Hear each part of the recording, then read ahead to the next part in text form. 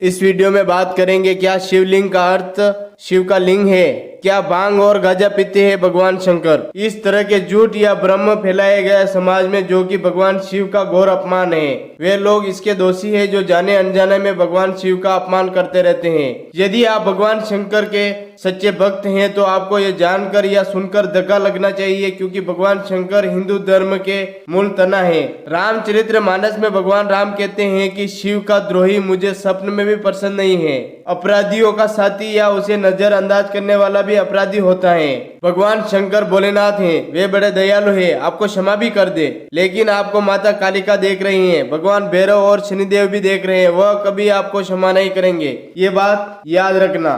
आओ हम आपको बताते हैं भगवान शिव के बारे में जो समाज में किस तरह से झूठ फैलाया जा रहा है। सबसे पहला झूठ, क्या शिवलिंग का अर्थ शिव का लिंग है। यह बड़ी दुख की बात है कि बहुत से लोगों ने कालांतर में योनि और लिंग की तरह शिवलिंग की आकृति को गढ़ा देखकर वे उस चित्र को फेसबुक और अन्य सोशल मीडिया पर पोस्ट करते रहते हैं। और हम भी क्या करते हैं, उस पोस्ट को इतने ध्यान से पढ़ते हैं कि कभी ऐसी पोस्ट नहीं देखी हो, और ऐसी पोस्टें जल्दी वायरल भी हो जाती है। और आजकल तो ऐसी फोटो भी शेयर की जाती है जिसमें 11 लोगों को भेजो और मंदिर में पुजारी पूजा कर रहा था तभी एक सांप निकला।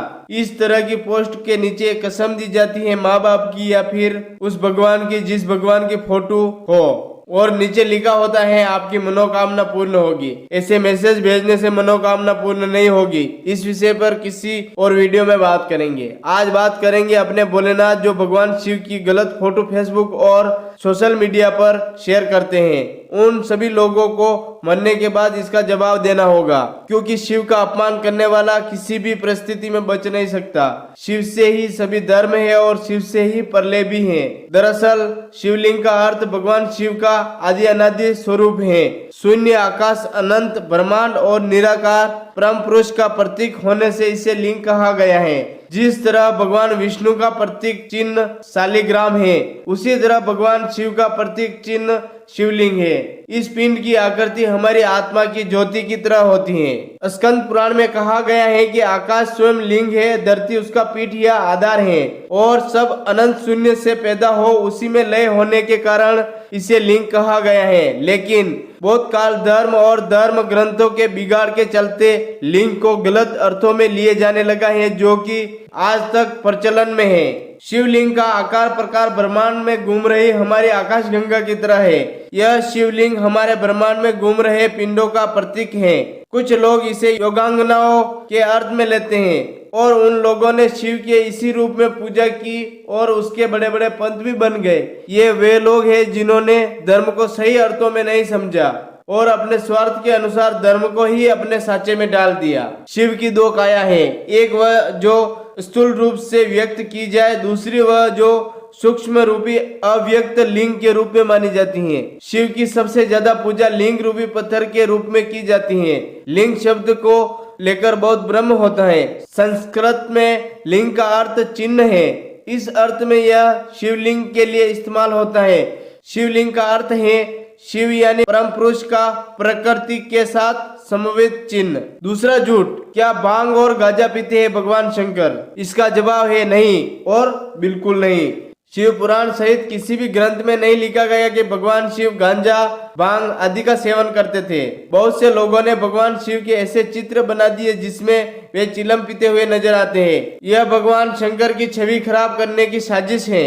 जब समुद्र मंथन हुआ तो उसमें से निकला विष भगवान शिव ने पीकर अपने गले में धारण कर लिया था। इसीलिए वे भांग और चिलम पीकर गले को ठंडक दी थी, क्योंकि वह दोनों ठंडक बढ़ाते हैं। इसका मतलब यह नहीं कि भगवान शिव नशेड़ी हैं। भगवान शिव ने दुनिया को बचाने के लिए ऐसा किया था। आप कौन सी दुनिया को बचा रहे हो? जो लोग भगवान शिव की छवि खराब कर रहे हैं उनके लिए किसी ने सही कहा है, जब जूते शोरूम में बिकने लगे और किताबें सड़क पर, तब समझिए कि इंसान को ज्ञान की नहीं किसकी ज्यादा जरूरत है।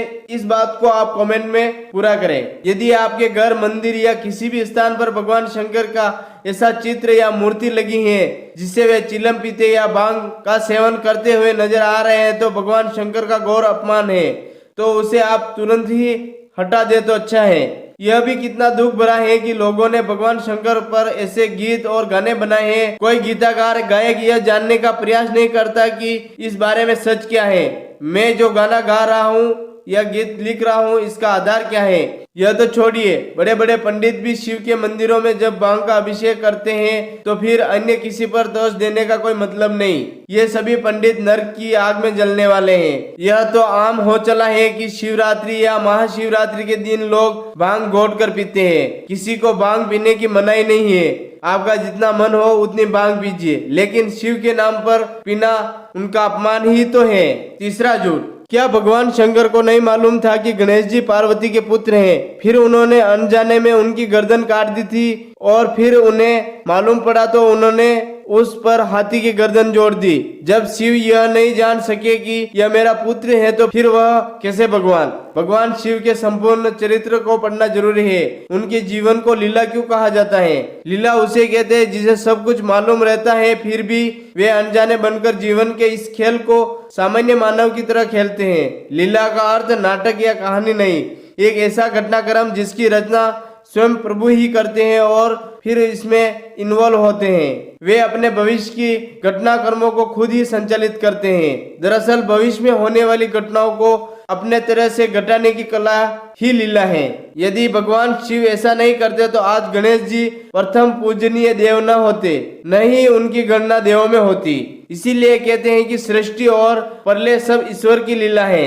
अवतार धारण करने पर इस लोक में आकर भगवान जो कार्य करते हैं उन सब की गिनती लीलाओं में होती है। भगवान राम को सब कुछ मालूम था कि क्या घटनाक्रम होने वाला है। उन्हें मालूम था कि मृग के रूप में आया वह राक्षस कौन है, लेकिन सीता ने उनकी बात नहीं मानी। तब उन्होंने लक्ष्मण को सीता के पहरे के लिए छोड़कर मृग के पीछे चले गए। इस तरह भगवान श्री कृष्ण अर्जुन से कहते हैं कि तू किसी को नहीं मारा, यह सब पहले से ही मेरे द्वारा मारे जा चुके हैं, अब तो बस खेल है। बब्रिक से जब महाभारत का वर्णन पूछा गया तो उसने कहा कि मुझे तो दोनों ओर से श्री कृष्ण ही योद्धाओं को मारते हुए नजर आ रहे हैं। इस तरह कहा जाता है कि सहदेव को महाभारत का परिणाम मालूम था, लेकिन श्री कृष्ण ने उन्हें चुप रहने के लिए कहा था। यही तो लीला है। तो दोस्तों, कैसी लगी मेरी वीडियो? सावन का महीना चल रहा है और आप भगवान शिव के सच्चे भक्त हो तो मुझे कमेंट करके जरूर बताएं कि आपको क्या लगता है। मैं भगवान से यही प्रार्थना करता हूँ कि भगवान भोलेनाथ शिव शंकर देवों के देव महादेव आपकी मनोकामना पूर्ण करे। मैं मिलता हूँ अगले वीडियो में, तब तक के लिए गुड बाय, राम राम, जय भोलेनाथ।